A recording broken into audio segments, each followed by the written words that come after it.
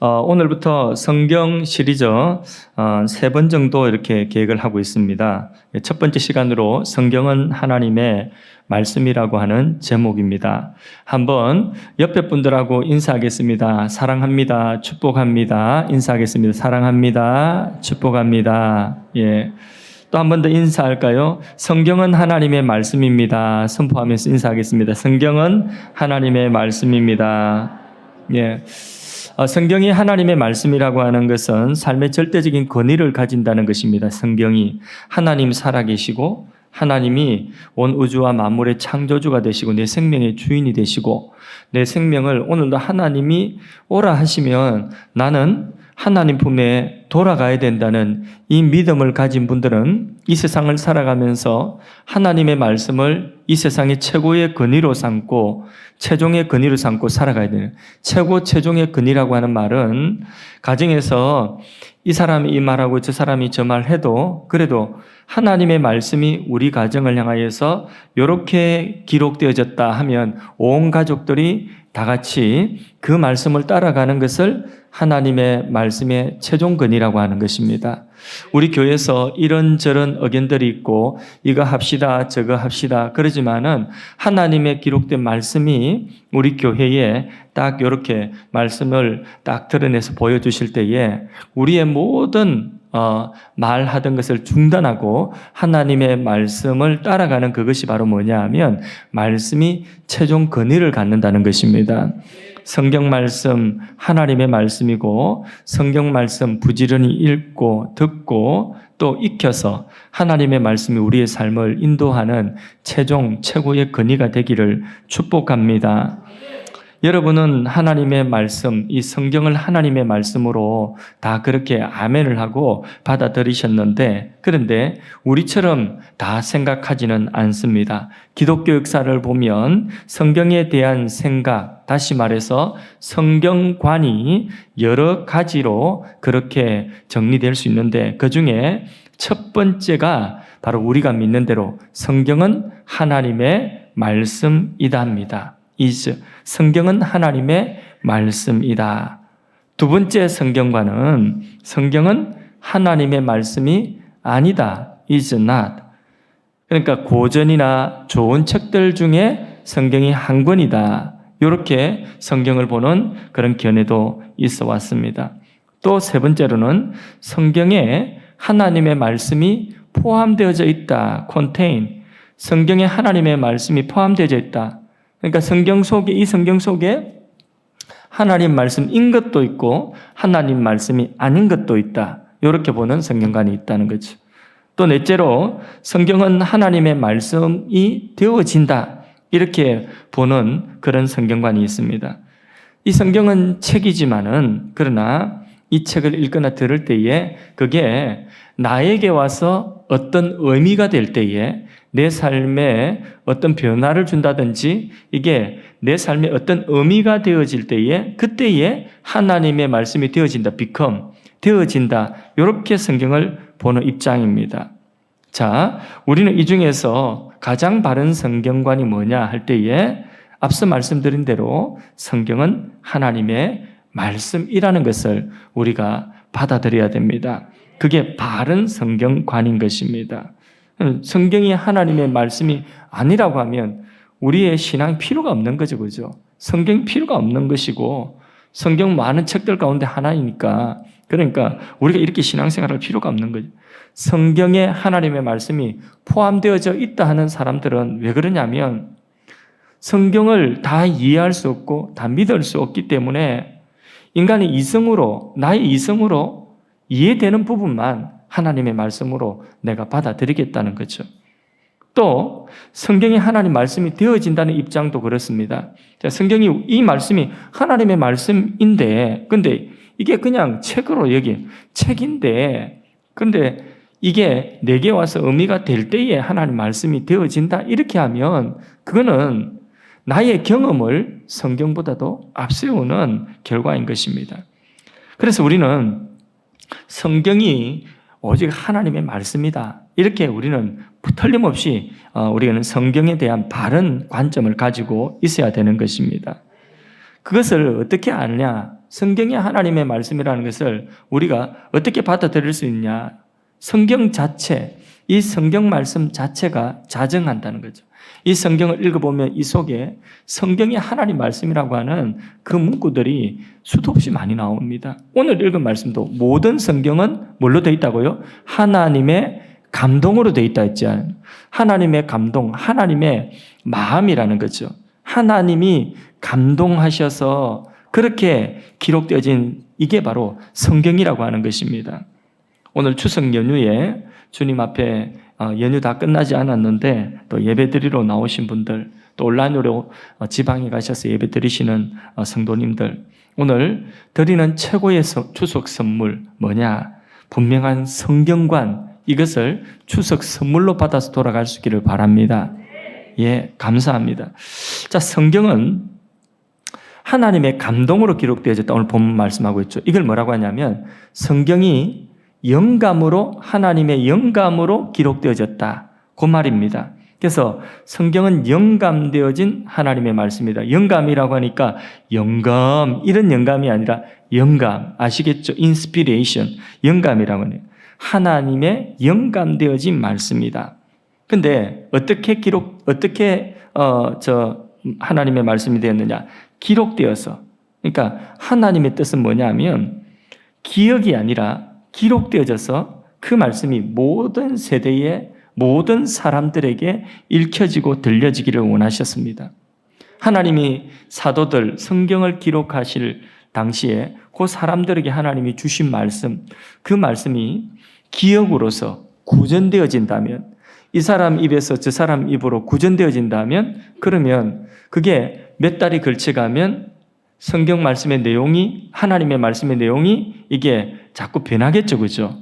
감하는 것도 있고 더하는 것도 있을 것입니다.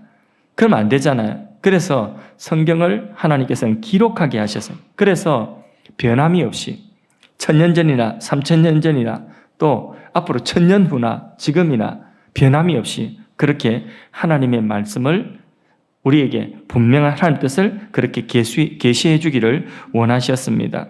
그래서 그렇게 기록을 할 때에 하나님께서는 영감을 부으셨다. 기록하는 데에 하나님께서는 영감을 불어넣으셔서 말씀을 기록하게 하신 것이 성경이다. 그럼 그 영감이 뭐냐? 하나님이 숨결을 후 하고 이렇게 불어넣으신 건데, 그 영감, 하나님이 이 성경을 기록하는 그 기록 속에, 이 문자 속에 하나님의 생명을 후 불어넣었다는 거예요. 하나님의 마음을 불어넣고 하나님의 인격과 하나님의 능력을 이 말씀 속에 후 하고 불어넣었다는 거예요. 그러니까 이 말씀 속으로 하나님 자신을 불어넣어 주셔서 이게 성경이 하나님의 말씀으로 기록되게 하신 것을 영감이다. 이렇게 말하는 것입니다. 여기에는 하나님의 초월적인 간섭이 있습니다. 그것을 하나님의 감동이다. 오늘 본문에 영감되었다. 근데 우리가 주의해야 되는 것은 보통 우리가 은혜의 피를 받았다 이러지 않습니까? 우리가 그냥 감동받았다 하지 않습니까? 그런 감동하고는 달라요. 여기에 모든 성경이 하나님의 감동으로 되었다, 영감으로 기록되어졌다 할 때 이것은 뭐냐 하면 그 영감은 성경을 기록하기 위한 하나님의 특별 계시 행위라는 거죠. 우리가 감동받았다는 그런 내용과 차원이 다른 것입니다. 자, 이렇게 하나님이 영감으로 성경을 기록하게 하셨는데, 그러면 어떻게 영감하셨는가에 대하여서는 생각들이 조금 달라왔습니다. 자, 지금부터 내가 불러주는 대로 모세야, 지금부터 내가 불러주는 대로 바울아, 지금부터 내가 불러주는 대로 요한아, 말라기야, 지금부터 받아서 하고 앉혀놓고 하나님이 받아쓰기 하듯이 불러주시고, 불러주는 거 한자 한자 따박따박 그렇게 기록했다. 요거 이제 기계적으로 따박따박 받아쓰기 했다. 기계적인 영감설. 이렇게 기록하셨을까요? 그렇게 만일에 기록하셨다면 창세기부터 요한계시록까지 이게 전부 다 하나의 문체로 되어져 있겠죠. 그렇죠? 예. 근데 그렇지 않습니다. 성경은 하나님께서 각 시대마다 성경을 기록하는 사람들을 하나님 부르셔서 그 사람들의 가지고 있는 배경, 그 사람들의 학식, 그 사람들의 특성, 이런 것들과 그 성경이 기록되어지는 그 어떤 환경이 있거든요. 그 문제가 있으면 문제, 어떤 그 자체의 환경이 있어요. 거기에서 예를 들자면 이스라엘이 범죄하고 있다. 우상 숭배하고 있다. 그럼 하나님께서 선지자를 불러서 성경을 예레미야를 불러서 이사야를 불러서 성경을 기록하게 하실 때에 그런 우상 숭배하는 환경, 그런 환경이라는 배경이 있지 않습니까? 그 배경 속에서 하나님께서는 성경을 기록하는 이 사람의 특징, 이 사람의 캐릭터를 다 활용하여서 성경을 기록하게 하신 거예요. 이 사람의 바울의 학식, 또 문체 이런 것들을 다 활용하여서 기록하게 하셨다. 그걸 뭐라고 하냐면 유기적으로 사용하셨다 해서 유기적인 영감이다. 그래서 성경을 기록한 영감은 이거는 기계적으로 받아쓰기 한 것이 아니라 유기적인 영감을 불어넣으셔서 그렇게 기록하게 하셨다. 그렇게 우리는 이해를 하면 되겠습니다. 그러면 성경이 기록되어졌는데 그 기록되어진 성경의 내용이 어디까지 영감이 되었느냐? 자, 여기 66권의 성경이 있습니다. 자, 이 성경에 많은 문자들이 있죠. 근데 어디까지 영감으로, 하나님의 말씀으로 그렇게 영감을 불어넣어서 어느 범위까지 하나님의 말씀이냐, 어느 범위까지 영감되었느냐 할 때에 일부만 영감된 하나님 말씀이다. 일부 영감설. 성경 전체가 하나님의 말씀으로 영감되어졌다. 어느 쪽이죠? 전체죠. 오늘 성경 말씀 뭐라고 말씀하고 있어요? 모든 성경은 하나님의 감동으로 그렇게 되어 있죠. 또 어떤 분들은 이 성경 속에는 오류가 있다. 왜냐하면 성경 기록한 사람이 사람이기 때문에 사람이 오류가 있지 않겠냐. 그러니까 과학적인 오류도 있고 역사적인 어떤 오류도 있다. 그렇게 이제 보고 있는 거예요. 근데 오류가 있지만은 이 성경 속에 흐르는 정신, 성경 속에 흐르는 이 사상은 영감되어졌다. 오류가 없다. 사상 영감설. 그런데 거기에 반하여서 아니다. 사상이라고 하는 것도 정신이라고 하는 것도 언어로 표현하기 때문에 그 언어 선택하는 거 한자까지 단어 하나까지도 그렇게 하나님께서 특별히 개입하셔서 그 단어 하나, 문장 하나에도 하나님이 영감을 불어넣어 주셨다. 예, 그건 축자 영감이에요. 단어 하나까지도 영감이 불어넣어졌다. 자, 사상 영감일까요? 아니면 축자 영감일까요? 예, 축자 영감입니다. 성경에 오류가 없습니다. 그래서 어떤 분들은 성경에 과학적인 오류가 있다 이렇게 이야기하는데 근데 오류가 없습니다. 성경이 오류가 있다고 그렇게 생각하기 시작하면 성경을 믿을 책이 못 되는 것입니다. 어떤 사람들은 성경 자체의 이 능력을 믿지 못하고 성경을 변호하려고 하는 거죠. 그래서 선한 의도로 그랬겠죠. 성경을 읽는 사람들이 예를 들어서 여호수아가 태양아 멈춰라 이랬더니 태양이 멈춰졌다. 이러니까 태양이 도는 게 아니잖아요. 지구가 태양 주위를 돌잖아요. 그러니까 대학생들이나 지식인들에게 태양아 멈춰라 이렇게 성경이 기록되어진 이것을 그대로 되었다 이러면 사람들이 이런 책을 누가 믿겠느냐? 그러니까 이건 과학적으로는 오류가 있지만은 사상적으로는 그 안에 있는 하나님의 정신은 기도하라는 거다. 거기에는 오류가 없다. 이렇게 이제 성경을 변호하려고 하는 그런 좋은 뜻에서 성경은 일부만 영감되었다. 사상만 영감되었다. 이렇게 말들을 하기 시작한 것이죠. 그래서 일부만 영감되었다는 것은 이런 거예요.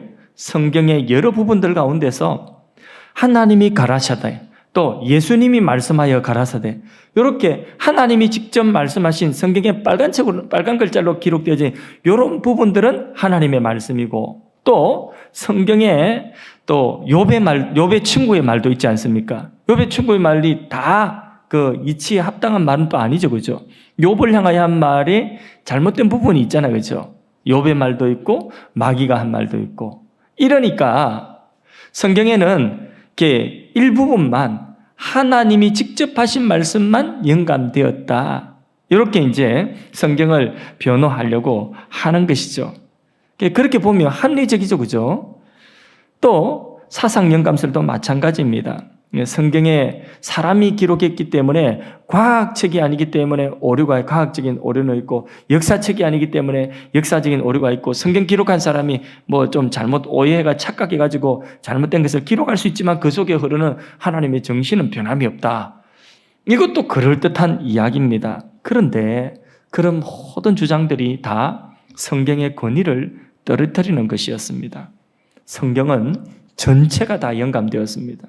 성경 속에 흐르는 하나님의 정신만 영감된 것일 뿐만 아니라 그 정신을 담아서 표현하는 어느 하나하나까지도 축자적으로 영감되어진 것입니다. 그래서 성경은 예수님 말씀하시기를 1.1획도 변함이 없다 했어요. 오류가 없다는 거죠. 온 세상이 다 변하고 온 세상이 망한다 할지라도 성경의 1.1획도 변함이 없다. 성경 말씀 그대로 성취가 되는 오류 없는 말씀, 실수 없는 말씀이라는 거죠. 다시 말해서 하나님의 완전하신 하나님의 말씀이라는 것입니다. 이게 예수님이 직접 성경에 대해서 하신 말씀인 것입니다. 이렇게 우리는 믿는 것이 바로 뭐냐? 우리의 성경관이라는 것이죠. 여러분 이 말씀이 아주 교리적이고 딱딱하게 생각할 줄 모르겠지만은 이 말씀이 여러분 신앙에, 우리 신앙에 정말 중요한 기초가 되는 것이고 뼈대가 되는 거예요.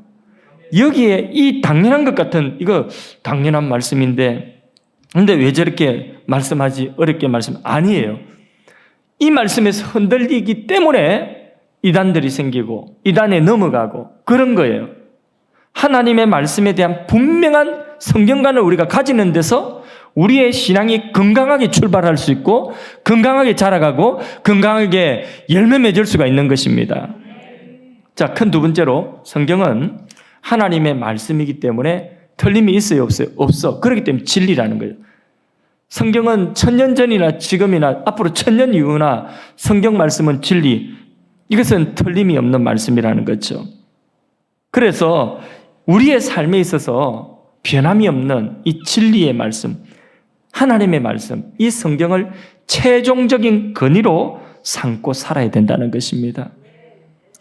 우리는 다 아멘 하지만 그렇지 못한 사람들도 많이 있고 의심하는 사람들도 많이 있고 아멘 하신 분들 가운데서도 실제적으로 살아갈 때는 성경을 최고의 권위로 그렇게 여기며 살지 못하는 경우가 있습니다. 성경의 권위에 도전하는 것이 세 개가 있는데 그 세 개가 뭐냐? 다 사람 안에 있는 거예요. 사람이 자기 나름대로의 기준을 가지고 살아가거든요.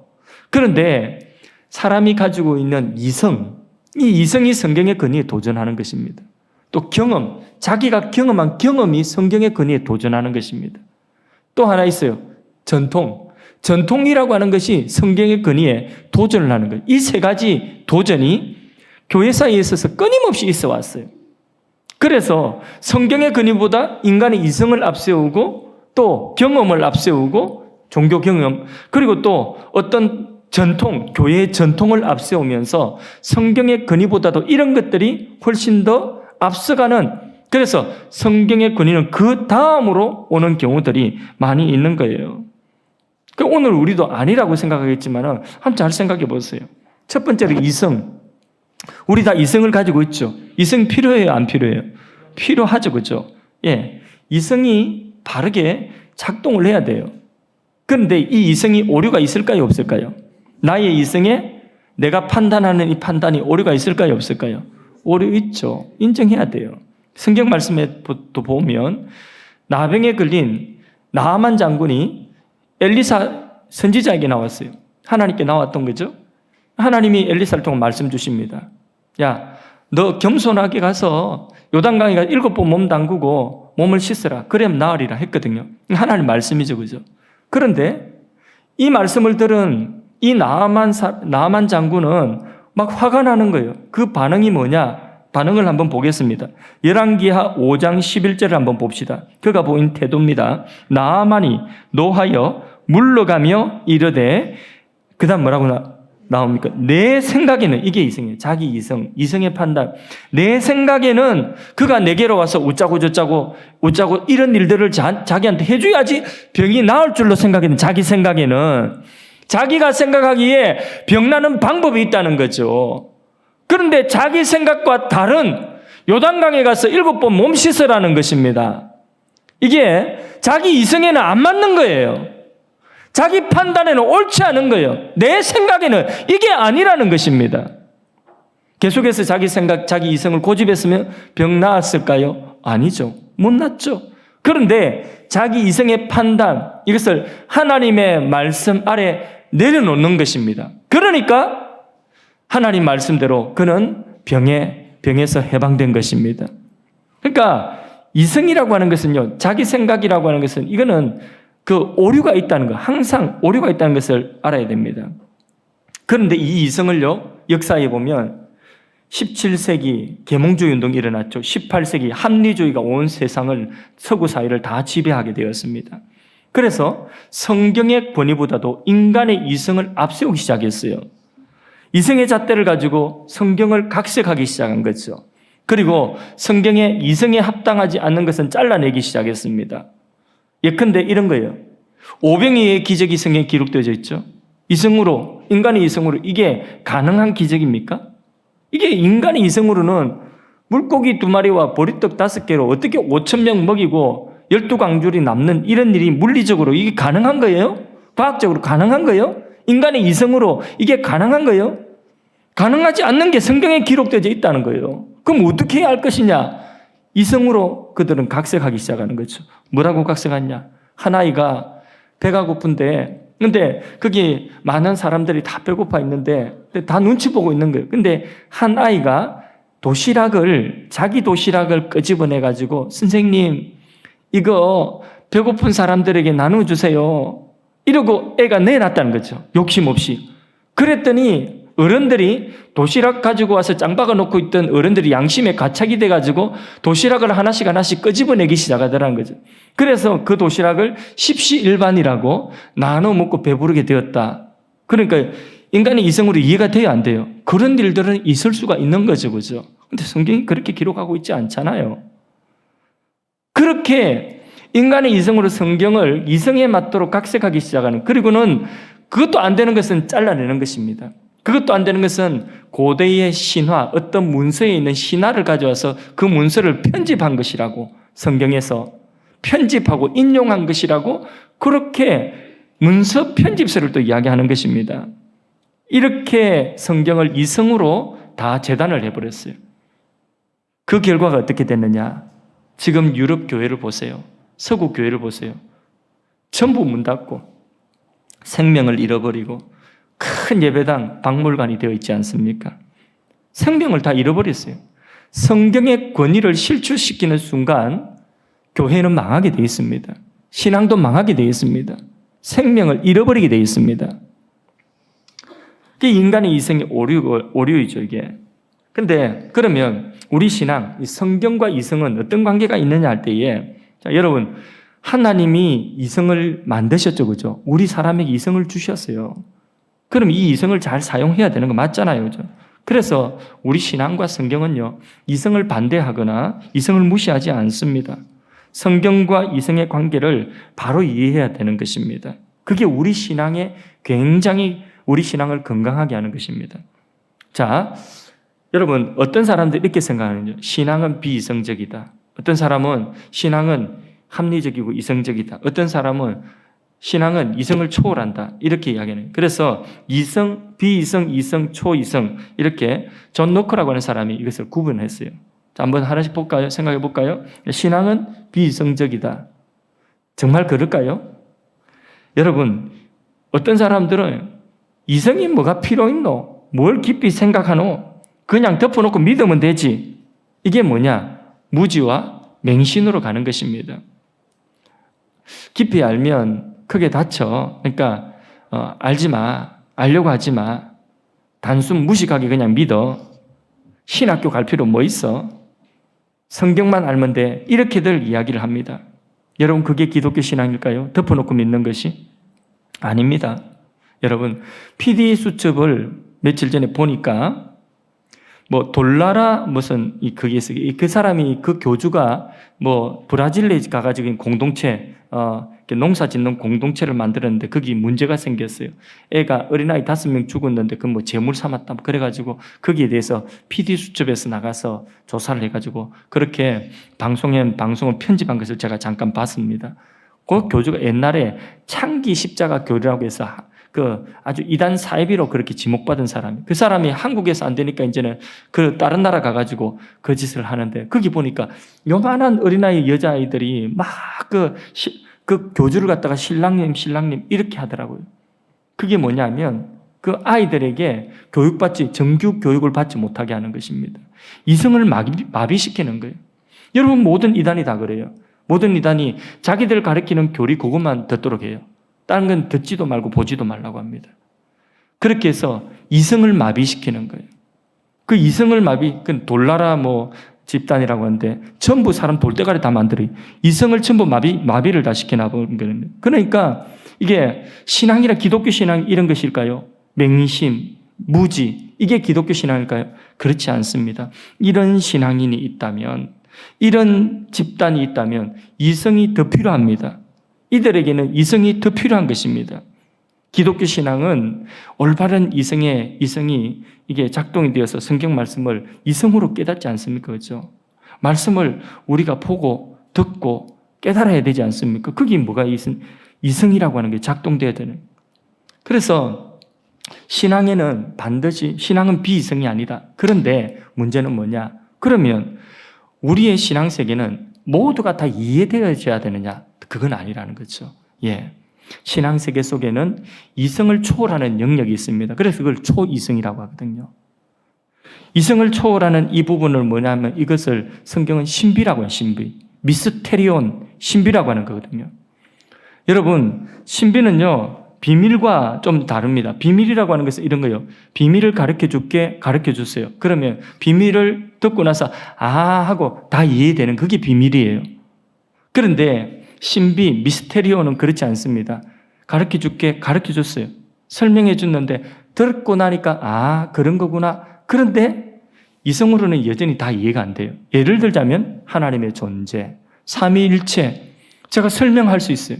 성경대로 삼위일체를 설명하지만은 설명을 듣고 나니까 하나님은 이런 분이시구나. 하지만은 그러나 이성으로는 여전히 다 설명이 다 안 되고 다 이해가 안 되는 거예요. 초이성. 또 예수님이 이 땅에 사람 몸을 입고 오셨다. 하나님이 사람 되어서 그분이 하나님이면서 동시에 사람이다. 그래서 설명을 제가 왜 그래야 되는가 설명을 할 수 있습니다. 설명을 하면 그러지만은 이성으로는 다 이해할 수 없습니다. 초이성. 사람이 죽었다 부활한다.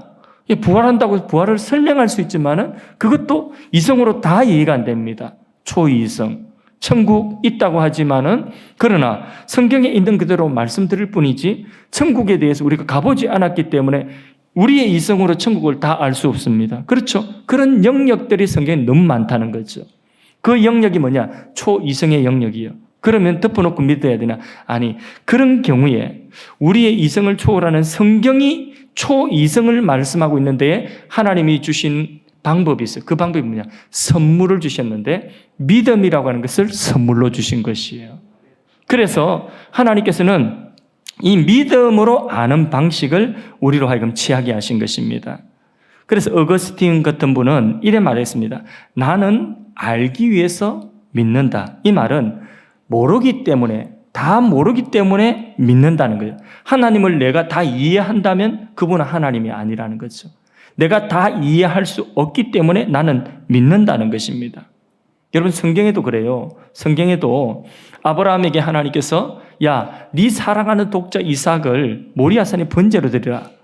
따라오고 있습니까, 여러분 지금? 예. 모리아산에 번제로 드리라. 아브라함이 말씀하시죠. 아브라함이 생각할 때 아브라함의 이성으로 이게 이해가 돼요, 안 돼요?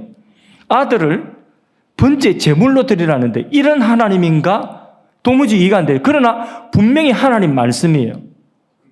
그 당시에는 성경이었기 때문에 분명히 하나님 말씀이에요. 그래서 인간의 이성으로 자기 생각으로는 도무지 이해가 안 되지만은 그러나 하나님의 말씀을 믿음으로 따라간 거예요. 따라가니까 뭐가 있어요? 아들 대신에 양이 준비가 되어져 있죠. 여호와 이레라고 하는 하나님의 성품, 하나님의 계획을 거기서 알게 되는 거예요. 이해가 안 되었지만은 하나님의 말씀을 자기 이성보다, 자기 생각보다 앞세우고, 그리고 자기 생각은 잠시 두고 하나님의 말씀을 믿음으로 따라가 보니 하나님의 그 경륜을 알게 되었다는 것입니다. 그래서 우리 기독교 신앙은 비이성도 아니에요. 우리 기독교 신앙은 이성적이지만은 이성을 초월하는 초이성의 영역이 있다는 거죠. 그 영역은 하나님이 어떻게 하라고요? 믿음을 선물로 주었어요. 이 믿음을 가지고 따라가면 하나님의 경륜을 알게 된다, 경험하게 된다는 것입니다. 그런데 여러분, 우리는 우리의 삶 속에서 정말 신앙생활을 한다고 오랫동안 했지만은 결국은 어떤 부분에 있어서는 내가 믿고 싶은 것만 믿거든. 성경에 기록된 대로 믿고 따르려고 하지 않고 이 성경도 부분적으로 나의 이성으로 내 생각에 맞는 것만 내가 취하려고 그렇게 우리가 신앙생활을 하고 있지 않습니까? 이 신앙 우리가 깨뜨려야지요. 내 생각, 나의 이성보다도 성경에 기록되었으면 성경을 말씀을 선포하면 아멘하고 이 말씀을 우리가 따라야 되는 것이 바르고 건전한 신앙인 것입니다. 바른 신앙 가질 수 있기를 바랍니다. 또 이 성경의 근위에 도전하는 것이 있는데 그게 바로 뭐냐? 경험이라는 거예요. 나의 경험. 이게 경험이라고 하는 거 여러분 오류가 있을까요? 없을까요? 경험도 오류가 있어요. 경험도 다 바른 것은 아닙니다. 우리의 삶의 경험에서 가장 확실하다는 것은 뭘까요? 그건 내가 본 거거든. 보는 것만큼 확실한 게 뭐 있습니까? 그렇죠? 근데 여러분, 내가 시각으로, 내가 내 눈으로 직접 똑똑히 봤다. 똑똑히 봤다. 이렇게 이야기해요. 그 똑똑히 본 것이 다 옳게 본 것이냐 할 때 그것도 아니라는 거죠. 그림 하나 보여드리겠습니다. 보십시오. 여러분, 그림을 띄워주세요. 내가 그릴까? 예. 자, 이 그림을 보십시오. 자, 여기 무엇이 보입니까? 예쁜 여자 옆모습이 보이고 또, 예? 할머니가 보여야 돼요. 예, 할머니가 어디 있지? 넘겨주세요. 사랑방 때 제가 인쇄물에 인쇄해놨습니다. 그러니까 할머니가 어디 있는지 보십시오. 자, 요 그림 뭐가 보입니까? 예, 새는 새인데 오리, 또 하나는 토끼. 예. 어떤 사람은 오리가 보이고 어떤 사람은 토끼가 보이죠. 그렇죠? 예, 토끼가 어디 있지? 넘겨주세요. 예, 토끼가 안 보이시는 분들은 나중에 사랑방 때 보이는 분한테 물어보십시오. 우리의 경험이라고 하는 것은 보는 관점에서 다릅니다. 도깨비 도로 알죠? 예, 제주도에 가면 내리막인 것 같은데 오르막이고 오르막 같은 내리막. 이게 뭐예요? 우리 눈의 착시 현상이죠. 그렇죠? 그러니까 우리의 경험이라고 하는 것은 본다고 하는 것이 다 그게 다 옳은 게 아니에요. 보는 관점에 따라 자기가 잘못 해석할 수도 있고요. 그런 것입니다. 그렇기 때문에 은혜를 체험한 은혜의 체험도 마찬가지예요. 어떤 영적인 체험을 했대도 그것은 오류가 있을 수 있다는 거죠. 그래서 어떤 분들은 교리가 뭐 중요하냐, 은혜를 체험해야지, 맞는 말이기도 하지만은 그러나 그게 계속 발전되어져 가면 나중에 교리 무시하고 나중에는 성경 말씀도 자기의 경험 아래 두게 되는 것입니다. 그래서 직접 들었다는데 뭐 봤다는데 뭐 들은 거 본 게 성경보다 앞서버리면 그거는 신비주의 되는 거예요. 이상한 신앙이 되는 거죠. 불건전하게 되는 거죠. 그래서 경험도 중요하지만 경험이 성경보다 앞서가면 안 된다는 것입니다.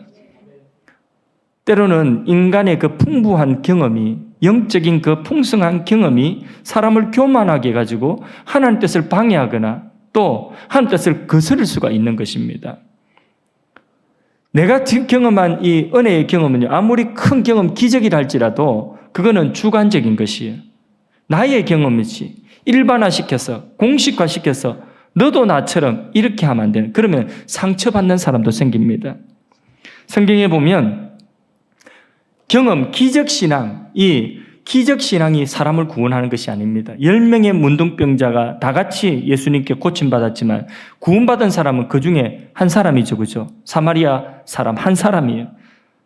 나머지 사람은 기적은 체험했지만은 구원받지 못했어요. 구원받는 온전한 믿음은 성경대로 체험을 믿는 것이 아니라 약속된 말씀을 믿는 것입니다. 어떤 말씀? 죄에 대한 분명한 고백과 예수 그리스도를 구원자로 믿고 영접할 때 구원받는 것입니다.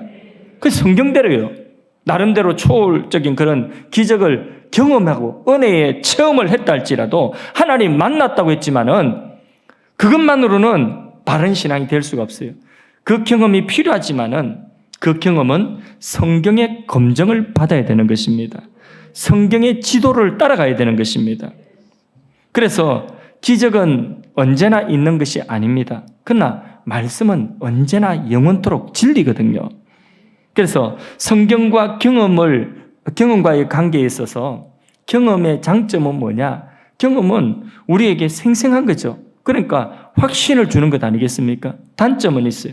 그 단점은 뭐냐? 감정적인 요소가 많고 경험은 굉장히 주관적이기 때문에 지속될 수 없고 그리고 또 일반화시킬 수도 없다는 단점이 있는 것입니다. 그래서 경험은 변하지 아니하고 불변하는 하나님의 영원하신 말씀에 검증을 받고 지도를 받고 그 검증과 지도 속에서 풍성한 은혜의 경험들이 우리의 신앙을 더욱더 견고하게 하는 것입니다. 그래서 경험이 필요 없다가 아니라 경험이 필요하지만은 경험도 어디 아래에 있어야 된다고요? 성경 아래에 성경의 지도를 받아야 된다. 믿으십니까? 그 다음에 성경의 권위에 도전하는 것이 뭐냐? 전통이라고 해요. 전통. 전통에는 오류가 있을까요? 역사상 많은 오류가 있었어요. 예. 이 전통이라고 하는 것은 이런 거죠. 자, 옳은 것이다. 자, 그러니 너도 해라 하고 내려줬어요. 그것을 또 그 밑으로 이렇게 오랫동안에 내려온 것일수록 권위가 있는 것이 전통이죠. 그죠? 그런데 이 전통도 성경을 앞서가면 안 돼요. 성경보다 우선되면 안 돼요. 예수님이 오셨어요. 말씀 자체이신 예수님이 이 땅에 오셨지만, 말씀이 육신되어 오셨지만은 유대 사이의 사람들이 유대의 전통 때문에 예수님을 거절했어요. 메시아를 거절했어요. 전통이 그것만큼 세고 무서운 거예요. 여러분, 오늘 우리도 교회마다 전통이 있죠. 우리 교회의 전통은 이렇게 하지만은 그 전통이 성경보다 앞서면 안 된다는 거죠. 그 전통도 성경이 아니라고 하면 전통도 바꿀 수 있어야 돼요. 그렇게 마음이 열려 있어야 되는 것입니다. 전통이 좋은 겁니까? 나쁜 겁니까? 좋은 거예요. 전통 나쁘다고 하면 안 됩니다. 좋은 전통 많습니다. 문제는요, 전통이 성경보다 우선될 때 문제가 되는 거죠. 그죠? 전통이 필요 없다. 어떻게 되겠습니까? 종교개혁 당시에 직통 계시파들이 있어요. 또 종교개혁 당시에 친내파들, 이런 분들은 직통 계시를 굉장히 중요하게 여겼거든요. 또 성경만 있으면 되지 이랬거든요. 그런데 그들이 성경을 해석하는 전통을 무시해버리니까 저마다 성경을 갖다가 이게 옳다 저게 옳다 이렇게 나오는 거예요. 그러니까 교회 공동체 안에 큰 혼란이 생기는 것입니다. 전통이 없으니까 혼란이 오는 것입니다. 전통은 안정적인 질서를 주는 거예요. 또 로마 가톨릭 같은 경우에는 전통이 성경보다 훨씬 더 앞섰죠. 그죠? 교회의 전통이 성경을 갖다가 해석하고 성경을 해석할 수 있는 권위가 교회에 있다고 하니까 성경을 좌지우지하는 그 성경보다 위에 있는 것이 교회 전통이 되어버린 거예요. 근데 건강한 것은 뭐냐면 성경에 근거한 전통, 이것은 우리의 신앙을 굉장히 안정적으로 그 전통 안에서 안정적으로 자라가게 하는 큰 유익이 있습니다.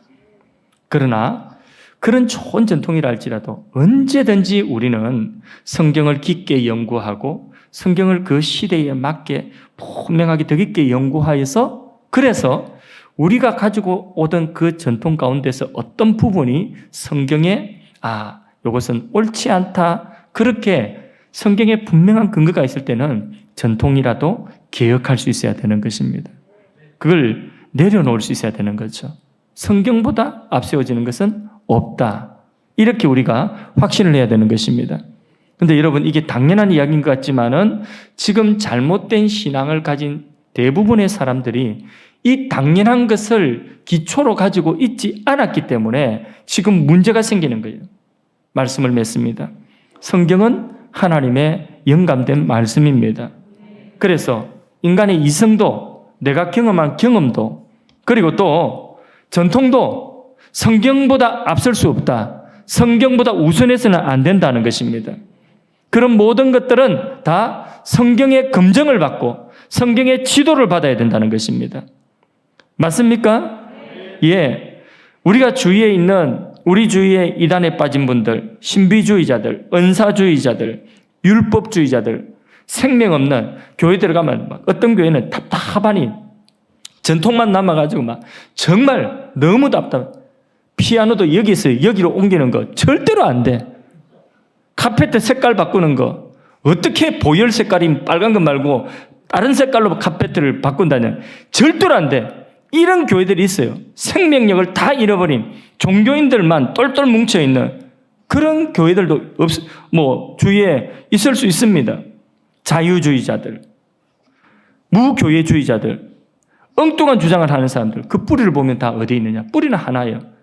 성경의 권위, 이것보다 어떤 다른 것을 앞세웠기 때문에 그런 결과가 일어난 거예요.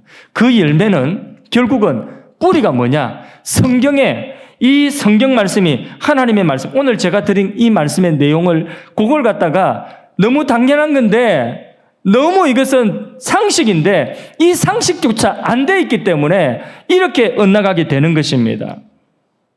그래서 우리는 오늘 신앙 안에서 바른 이성과 바른 경험과 바른 전통, 이것들이 하나님의 성경 말씀의 권위에 검증되고, 그리고 이 성경 말씀의 권위의 지도를 받아서 우리의 이성도 잘 사용되어져야 되겠고, 우리가 은혜의 경험도 많이 해야 되겠고, 그리고 바른 전통도 세워나가야 되는 줄로 믿습니다. 그럴 때에 우리 신앙이 하나님께 영광 돌리고 건강한 신앙이 될 수가 있습니다. 추석 선물입니다. 예, 하나님 말씀인 성경을 사랑하십시오. 가까이 하여 읽고 순종하는 가정이 되십시오. 어떤 경우에는 어떤 일을 만나서 목사님 어떻게 해요? 목사님 어떻게 해요? 어떻게 해요? 어떻게 해요? 물어보는데 저한테 묻지 마시고 어디에 있죠? 성경 속에 있어요.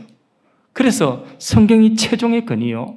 성경이 우리의 삶에 이 최고의 최종의 근이가 된다는 바로 그런 거예요. 성경 속에 있습니다. 어떻게 해야 되는지 성경 속에 있습니다. 성경 사랑하고 읽으십시오. 지금 110독째 보고됐는데, 그런데 여러분 이제 가을은 무슨 계절이라고 그러죠? 독서의 계절. 예. 그러니까 유튜브만 보지 마시고 유튜브를 다 믿지 마시고 성경 말씀 믿으십시오. 그래서 올가을에 성경 한 독씩 다 할 수 있도록 그렇게 하십시다. 아멘. 할렐루야. 아유, 산보 예배 드리고 나니까 힘이 나네요. 예. 자, 우리 찬송 한 장 하겠습니다. 200장 찬송하겠습니다. 달고 오묘한 그 말씀.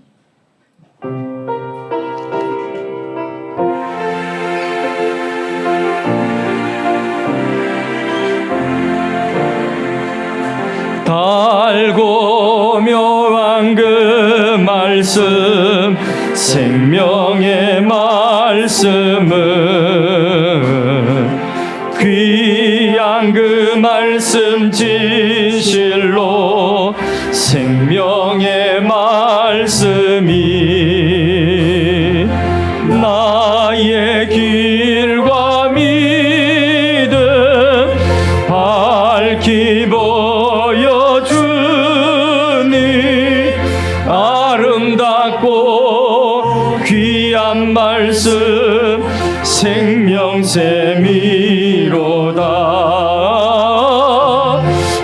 아름답고 귀한 말씀 생명샘이로다. 귀한 주님의 말씀은 내 노래 되도다. 모든 사람을 살리는 생명의 말씀은 값도 없이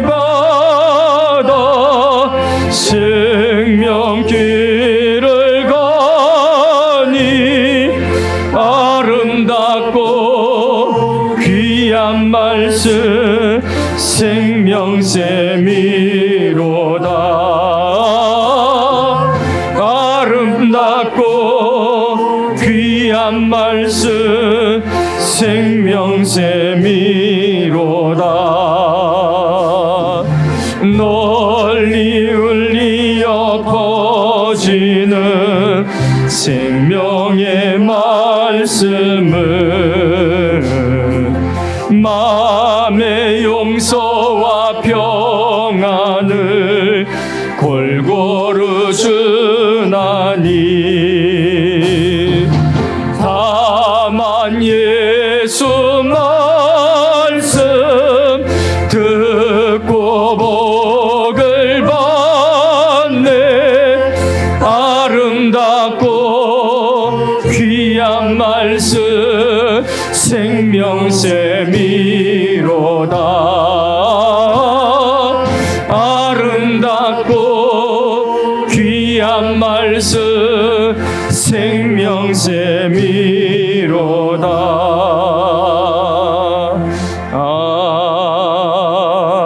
아멘. 말씀 붙들고 각자의 삶에 적용하며 기도합시다. 우리가 하나님의 성경 말씀에 도전하는 내 안에 있는 이성, 하나님의 성경 말씀의 권위에 도전하는 나의 얄팍한 경험, 또 내가 붙들고 있는 어떤 전통, 이런 것들 우리가 하나님 말씀 앞에서 내려놓고 성경을 최종 최고의 권위로 믿고 따라 순종하는 신앙 되도록 기도하시고, 성경 말씀 사랑하고 성경 말씀 가까이 하고 성경 말씀이 우리의 삶 가운데 실현되어지는 가정이 될 수 있도록 여러분의 가정을 축복하면서 또한 기도하시기 바랍니다. 말씀 붙들고 우리 한번 합심해서 기도하도록 하겠습니다. 존귀하신 하나님 감사하고 찬양합니다. 오늘 추석 선물로 우리에게 바른 성경관을 깨우쳐 주시고, 하나님이여 모든 성경은 하나님의 감동으로 되어서 이 속에 교훈과 책망과 바르게 함과 의로 교육하여서 하나님의 사람으로 모든 선한 일을 하기에 조금도 부족함이 없는 온전한 진리의 말씀, 하나님의 말씀, 이 성경을 우리에게 주신 것 감사합니다. 그러나 우리가 신앙생활하면서 성경을 우리의 생각보다도 아래에 두고 살아갈 때가 많습니다.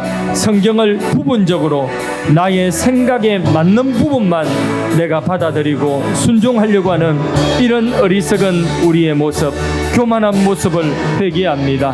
성경보다도 얄팍한 나의 경험과 얄팍한 나의 지식을 따라 살아가고자 하는 이런 성경에 도전하고자 하는 내 안에 있는 이 자아를 주님 십자가에 못 박기 원합니다. 우리 교회도 전통보다도 주님 성경이 앞서가기를 원합니다. 성경의 지도를 받고 성경 위에 세워진 아름다운 신앙의 전통을 세워나가기를 원합니다. 하나님이여, 성경을 하나님의 말씀으로, 신구약 66권 모든 말씀을 하나님의 말씀으로, 영감된 말씀으로 최종 최고의 권위로 삼고 살아가고자 다짐하며, 그 성경을 사랑함으로 읽고 가정에서도 그 성경을 읽고 선포하며 자녀들도 그 성경을 읽히며 그 성경 말씀을 바로 깨닫고 그 말씀대로 순종하도록 하는 믿음의 온전한 가정으로 세워나갈 수 있도록 은혜 다하여 주옵소서. 하나님, 성경보다도 앞세우는 우리의 이성, 우리의 경험, 우리의 전통이 없게 하시고, 성경을 최고 최종의 권위인 하나님의 말씀으로 진리로 믿고 따라가는 신앙이 되게 하여 주옵소서.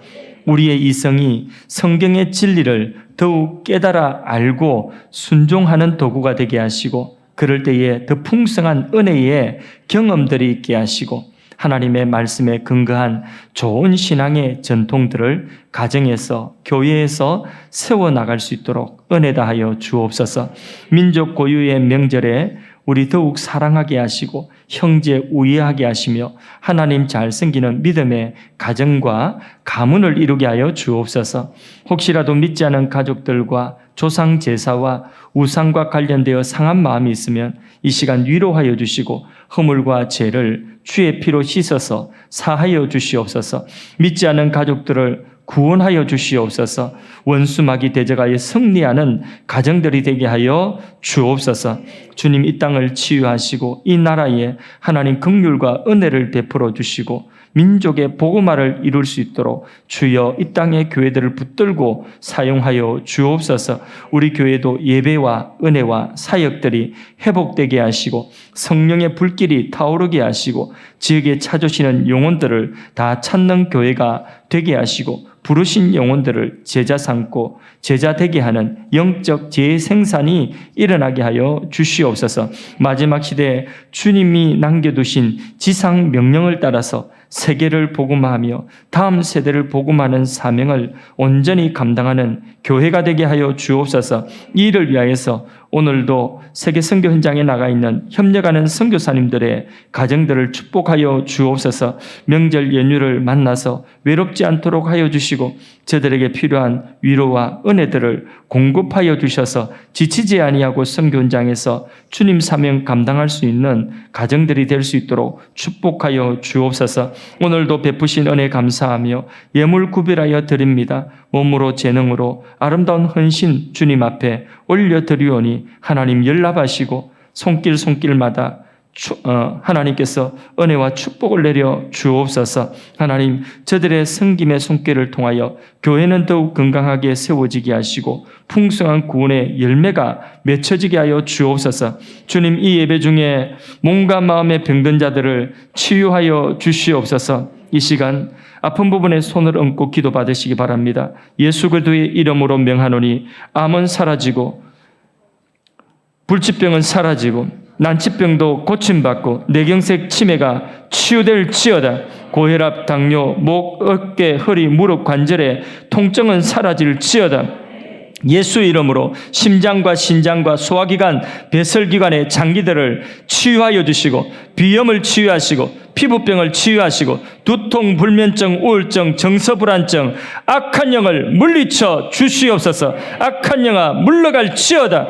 가족의 건강을 구하는 기도에 응답하시고 치유하여 주시옵소서. 자녀가 필요한 가정에 태문을 열어 주옵소서. 어린 자녀들 친히 양육하시고 수험생들에게 지혜와 명철을 부어 주시고 수고의 아름다운 열매를 허락하시며 닫힌 문이 열려지게 하여 주옵소서. 군복무 중인 자녀들을 보호하여 주시옵고 장애 입은 지체에게도 하나님의 사랑으로 굳건하게 붙들어 주셔서 흔들리지 않도록 하여 주옵소서. 물질 때문에 시험 드는 일이 없도록 하시고 일터와 사업장과 경제가 회복되고 일어나게 하여 주옵소서. 그 가정과 후손들과 기업이 축복의 통로가 되게 하여 주옵소서. 오늘도 여러 가지 사정으로 이 자리에 함께하지 못한 지체들, 특별히 코로나로 인하여서 또 격리되어져 있는 지체들 건강하게 회복시켜 주시옵고 또 출타한 걸음걸음마다 함께 하시되 있는 그 자리에서 하나님께 예배할 수 있도록 도와 주옵소서.